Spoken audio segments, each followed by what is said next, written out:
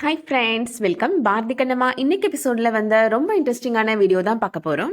வீடியோவை பார்க்குறதுக்கு முன்னாடி நம்ம சேனலை இன்னும் சப்ஸ்கிரைப் பண்ணலைன்னா சப்ஸ்கிரைப் பண்ணிவிட்டு பெல் ஐக்கானை கிளிக் பண்ணிக்கோங்க. சௌந்தர்யா பாரதிகிட்ட கேட்குறாங்க, கண்ணம்மா டெரரிஸ்ட் இருந்து அவளோட உயிரையும் பொருட்படுத்தாமல் உன்னோட உயிரை காப்பாத்தினாலே அப்போ கூட நான் உன்ட்ட எத்தனை தடவை சொல்லியிருப்பேன்டா, அவளை மன்னிச்சு ஏற்றுக்கோ அப்படின்னு. ஆனால் நான் சொன்னது நீ காது கொடுத்து கூட கேட்கலையேடா அப்படின்னு சொல்கிறாங்க. இந்த நிமிஷம் நீ உயிரோட இருக்கிறேன்னா அதுக்கு காரணம் இந்த கண்ணம்மா தாண்டா அப்படின்னு சொல்றாங்க சௌந்தர்யா. நான் மட்டும் இல்ல, அந்த போலீஸ் ஆபீசர் கூட கண்ணம்மாவை ஏத்துக்கோன்னு சொன்னாங்க, ஆனா நீ யார் பேச்சையுமே கேட்கல அப்படின்னு சொல்றாங்க.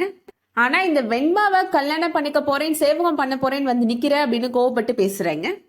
அகிலன் பாரதிட்ட சொல்றாரு, கண்ணம்மா அண்ணி உனக்கு துரோகம் பண்ணிட்டாங்க அப்படின்னு நீ கோபப்பட்டையே, இப்போ நீ கண்ணம்மா அண்ணி உயிரோட இருக்கும் போதே வெண்பாவை கல்யாணம் பண்ணிக்க வந்திருக்கிற, அப்ப இதுக்கு பேர் என்னடா அப்படின்னு கேட்கிறாரு. அடுத்தவங்களை குறை சொல்றதுக்கு உனக்கு என்னடா ரைட்ஸ் இருக்கு அப்படின்னு கேட்கிறாரு. பாரதி அப்பா சொல்றாரு, நீ இப்படி ஒரு அடி முட்டாளா இருப்பன்னு நான் நினைக்கவே இல்லடா, உன்னை நினைச்சா எனக்கு வெக்கமா இருக்கு, என்னோட மூஞ்சிலே நீ முழிக்காத அப்படின்னு சொல்லிடுறாரு. லட்சுமி ஹேமா ரெண்டு பேரையும் கூட்டிட்டு இப்போ அஞ்சலி அங்க வராங்க. குழந்தைங்க இங்க வந்தே ஆகணும்னு அடம் பிடிச்சாங்கத்த, அதனாலதான் கூட்டிட்டு வந்தேன் அப்படின்னு அஞ்சலி சொல்றாங்க.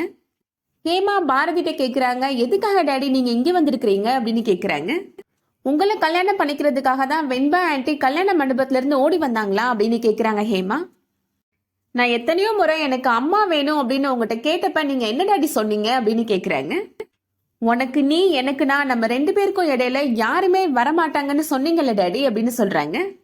போயும் இந்த வெண்பா ஆண்டியா எனக்கு அம்மா வாக்க பாத்தீங்களா அப்படின்னு கோபப்படுறாங்க.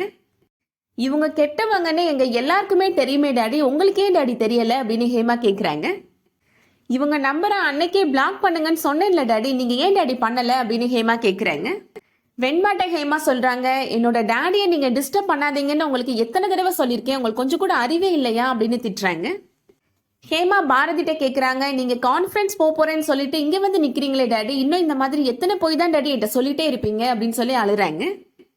லட்சுமி இப்போ பாரதிட்ட சொல்றாங்க, எனக்கு இந்த உலகத்திலேயே எனக்கு ரொம்ப பிடிச்சது யாருன்னு கேட்டா நான் ஃபர்ஸ்ட் அம்மான்னு சொல்லுவேன், அதுக்கப்புறமா எனக்கு உங்களை தான் ரொம்ப பிடிக்கும் டாக்டர்ப்பா அப்படின்னு சொல்றாங்க. ஆனா நான் இப்ப சொல்றேன், ஐ ஹேட் யூ டாக்டர்ப்பா அப்படின்னு சொல்றாங்க. இனிமேல் நீங்க என்னைய படிக்க வைக்கவும் வேணாம், எனக்காக எதுவும் பண்ண வேணாம், ஐ ஹேட் யூ டாக்டர்ப்பா அப்படின்னு சொல்லிடுறாங்க லட்சுமி. ஹேமாவும் சொல்றாங்க, எனக்கும் உங்களை சுத்தமா பிடிக்கல daddy, I hate you daddy அப்படின்னு சொல்லிடுறாங்க. ஹேமா சொல்றாங்க, இன்னும் நம்ம எதுக்காக இங்க நின்றுட்டு இருக்கணும், வாங்க சமையலமா, என்னையும் லட்சுமியும் உங்க கூட கூட்டிட்டு போயிருங்க அப்படின்னு சொல்லிட்டு கூட்டிட்டு போயிடுறாங்க. ஹேமாவை பாரதி எவ்வளவோ தடுத்து நிப்பாட்டி பாக்குறாரு, ஆனா ஹேமா காது கொடுத்து கூட கேட்காம அங்கிருந்து கிளம்பி போயிடுறாங்க. சௌந்தர்யா சொல்றாங்க, என்னடா ஹேமா ஹேமான்னு சொல்லிட்டு இருக்கிற, உன் பொண்ணு மேல இன்னும் உனக்கு பாசம் இருக்குதுன்னு எங்க கிட்ட நடிக்கிறியா அப்படின்னு கேக்குறாங்க. கொஞ்சமாவது உன் பொண்ணு மேல பாசம் இருந்துச்சுன்னா இவ கழுத்துல தாலி கட்ட நீ வந்திருப்பியா அப்படின்னு திட்டுறாங்க. நீ உன்னோட அம்மா அப்பா தம்பி உன் பொண்டாட்டி உன்னோட குழந்தைங்க எல்லாரையும் இழந்துட்டடா அப்படின்னு சொல்றாங்க. இதுக்கெல்லாம் காரணம் அந்த வெண்பா தான் அப்படின்னு சொல்லிட்டு போறாங்க. வெண்பா பாரதிட்ட பேசுறதுக்கு ட்ரை பண்றாங்க, ஆனா பாரதி ரொம்ப கோபப்படுறாரு.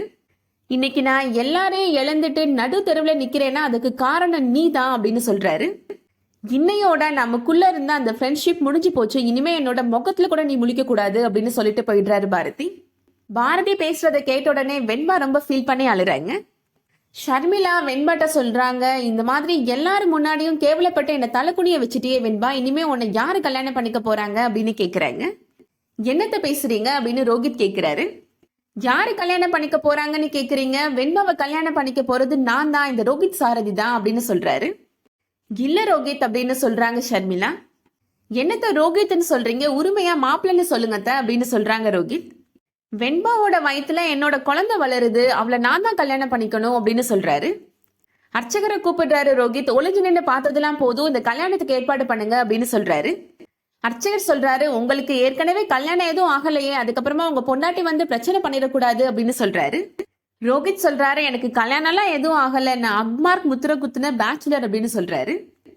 அர்ச்சகர் இப்போ ரோஹித்தை கேட்கிறாரு, இங்க ஒரு தாலி ஆல்ரெடி கிடக்குது, இதை கட்டிக்கிறீங்களா இல்ல அப்படின்னா புது தாலி ரெடி பண்ணி கொண்டு வரட்டுமா அப்படின்னு கேட்கிறாரு.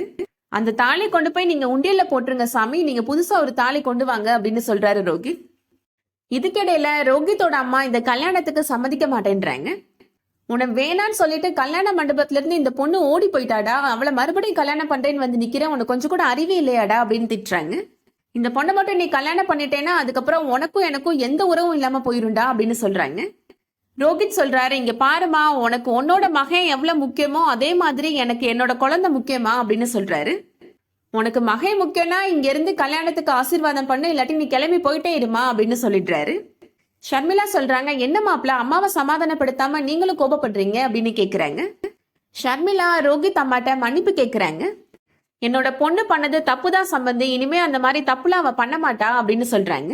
நீங்க தான் முன்னாடி நின்று இந்த கல்யாணத்தை நடத்தி கொடுக்கணும் சம்பந்தி அப்படின்னு ஷர்மிளா சொல்றாங்க. ரோஹித் அம்மாவும் இப்போ சம்மதம் சொல்லிடுறாங்க. ரோஹித் வெண்பாட்ட சொல்றாரு, நடந்த விஷயங்கள் எல்லாத்தையுமே நம்ம மறந்துடலாம் வெண்பா அப்படின்னு சொல்றாரு. நம்ம 2 பேரும் சேர்ந்து நம்ம குழந்தைய எப்படி வளர்க்கலான்றத பத்தி மட்டும் நம்ம யோசிக்கலாம் வெண்பா அப்படின்னு சொல்றாரு. வெண்பா ரொம்ப கோபமா ஸ்டாப் இட் ரோஹித் அப்படின்னு சொல்றாங்க. அதோட இன்னைக்கான எபிசோட் முடியுது. வெண்பா ரோஹித் கல்யாணம் நடக்குமா இல்லையா வெயிட் பண்ணி பார்க்கலாம். இந்த வீடியோ உங்களுக்கு பிடிச்சிருந்துச்சுன்னா லைக் பண்ணிக்கோங்க. சீரியல் அப்டேட்ஸ்க்கு நம்ம சேனலை சப்ஸ்கிரைப் பண்ணிக்கோங்க. தேங்க்ஸ் ஃபார் வாட்சிங்.